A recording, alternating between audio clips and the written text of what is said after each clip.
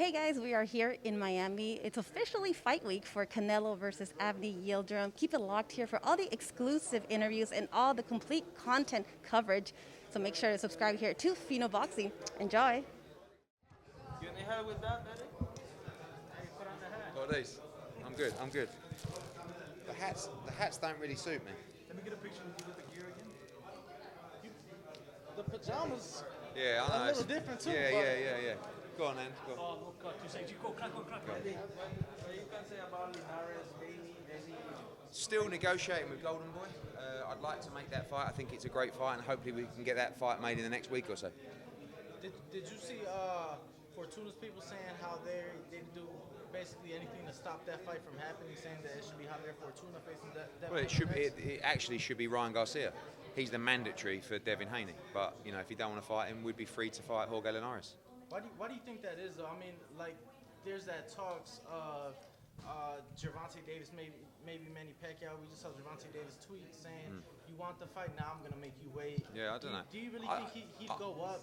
What's that? 2 divisions for a non-title fight against Pacquiao? Because he was. I don't know. It's a huge fight. You know, it's a big name. I said to Ryan earlier. I said, look, if you get Pacquiao or if you get Tank, fair play. Like, I can't knock that. But if you don't, you should be fighting your mandatory. Or who you're mandatory for. Right, for Devin Haney. That's a great fight. Right. No, it doesn't really excite me. Why? Do you think you might get beat? You know, it sells out Staples Center. Our broadcaster, DAZN, are desperate for that fight. It's a massive fight. These guys, they keep saying, you know, and they're not saying it. People talk about these guys as the 4 kings, like the old days. The only way that's going to happen is if they consistently fight each other. So let's get the ball rolling. Eddie, what do you make of Zurdo joining Golden Promotion? Yeah, I think it's a good move. We were talking to him actually about making a BIVOL fight. So hopefully with Golden Boy we can make that fight. You think now that's doable? The fact that Yeah, I think it was. I'm not sure he wants the fight. I think Zurdo's one of those guys where I don't think he really wants to take too much risk yet. You know? And is it true that the fight was offered to Zurdo a couple times? Yes, many times. Many times. Eddie, you want just a big job. A bit worried about this. Well, you should be. Go on. You basically said, I will spank Eddie Hearn like a kid. Sign the fucking paper. Yeah. Reaction? Big John Fury? You know I'm scared of Big John Fury. Yep. Can he not do it too hard? So John Fury's going to get his wish, and we're going to have a lot of fun in the build-up to the biggest fight in boxing. When is that fight going to get announced, Eddie? I hope next week. Do you know the country yet? Obviously you know, but are you going to reveal it anytime soon? Are we what, sorry? As far as the host country? Yeah, first we're going to get the fight signed, which will be hopefully in the next few days, and then we're going to go on and finalise the site deal, which will be shortly after that, but June. Yeah. With the press bet you guys did, obviously, for the Teofimo fight, would that complicate things? Not if Bob Arum's got a brain, but Bob Arum, Tyson Fury's, go back to my conversation before, Tyson Fury's the boss. Anthony Joshua's the boss. We work for them. We don't have the right to mess up fights for their career because then we're not doing our jobs. So my aim is to make the biggest fight in boxing, and that is Tyson Fury against Anthony Joshua. Let's get it on. Obviously, you guys bid, but what were your personal thoughts on TRILLER coming in? And I mean, they bid more than Matchroom and Top Rank put together. What were your thoughts on that very large bid? I think it's great for boxing. We were there 2 years ago. We were coming in, weren't we, being disruptive. And when you come in and you're disruptive and you don't have any brand presence, you have to overpay. You have to make some noise. And TRILLER did what DAZN did 2 years ago. So great news for the fighters. And I knew I was going to lose that bid because Coppinger called me and said, I reckon you'll win the bid. I went, no, someone's going to do something silly. And Top Rank bid what they thought the value of the fight was, 2.2 or something like that. We bid what we thought the value of the fight was, 3.5. And TRILLER bid, it wasn't really about value for them. It was just, we must get this fight, let's make some noise. And great to have them in the marketplace. What does it say? I mean, I heard some comments earlier, but what does it say from your perspective of Bob's comments as far as Teofimo in that fight? This isn't the first time he's made comments like that. He's been very outspoken as far as Bud Crawford and what he feels he deserves to be paid. What are your thoughts on that? Because I know you're... I think it's terrible PR for Top Rank, but he doesn't care. He's 89 or 90. He's just speaking his mind and the truth, or his opinion of the truth. And you have to respect that, because I'd rather people were honest. But when you talk disrespectfully about your fighters, obviously that relationship's going to break down. And also, the game's changed. What Bob doesn't... If you said to Bob, you do realise that Teofimo Lopez and Terence Crawford are your bosses. What do you think Bob's response is going to be? Do you know what I mean? You're crazy. I know, right? So he thinks he's the boss. Right. He thinks the fighters work for him. And we come from a different era where I have no problem from an ego point of view to say I work for every one of these guys. It doesn't matter if it's Anthony Joshua or Sal Canelo Alvarez or Mark Castro in his second fight this weekend. He's my boss, right?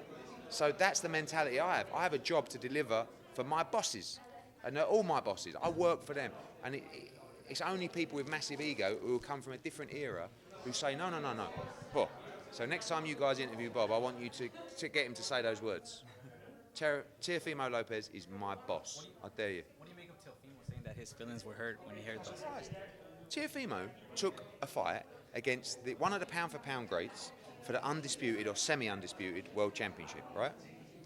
He got paid average money for that fight. He wasn't happy with the money, but he took the fight because he believed he'd win. He was told, you win that fight, you got the keys to the bank, right? He wins the fight, and they made him an offer of, 1.25 million, much less than he got to fight Lomachenko. So, but that's okay, because that's Bob's perception of the value of that fight, and Bob has a right to give his thoughts on the value of that fight. It was just different to everybody else's. So now we're in a position where Teo gets what he deserves. George Kambosos changes his life forever. It ain't a bad thing, you know what I mean? Let them get what they deserve. And it's not about paying fighters just silly money, but it's about paying fighters that deserve big money, right? We are just people who are lucky enough to watch and run a business. They are the guys, they are the talent, they are the ones going in there, they're risking their health, they're risking their lives to entertain us. And they deserve every penny they get. So when a fighter, as a result, like yesterday, it makes me smile. Especially when Teofimo has taken the risk that he did. Let me ask you, Eddie, because we saw you work with KSI and Jake Paul, or Logan Paul, in the past. Put Devin as co-main. I know there's some early rumors that maybe Teo and Kambosos would be co-main to the upcoming Jake Paul fight against Ben Askren. What are your thoughts on that, if that is the case? I mean, we did it with Devin. Devin was coming through. It was a great platform for him. You know, Teofimo has won those belts. It's okay. Teofimo won't mind. He's getting paid. But I've heard they're going to do a separate show, whatever. But, you know, I think it's great because when everyone says boxing's dead, you know, if boxing's dead, why are there so many broadcasters and platforms in boxing, coming into boxing, trying to get into boxing, paying big money for stuff? Do you know what I mean? So what it shows is boxing ain't dead. Boxing's hot. Right? So good luck, Triller. Keep spending money. Talk about the celebrities, fighters that are going to be here. Oh, mate, wait till you see tomorrow night. I don't want to say too much. I've got to be. Well, I'll tell you the fighters. Devin Haney, Demetrius Andrade, Gervonta Davis, Errol Spence, Charlo, Demetrius Andrade, Ryan Garcia, Shakur Stevens. I mean, it's just like literally. Floyd will probably be there as well. So, you know, and we've got some massive stars going. I don't want to say too much, but. I heard Salt Bay. He's coming. He'll be there, right? He's Turkish. Yeah. Eddie, finally, what's your final prediction for the main event? I believe Canelo Alvarez will win by stoppage inside 7 rounds. Finally get to celebrate your Canelo victory?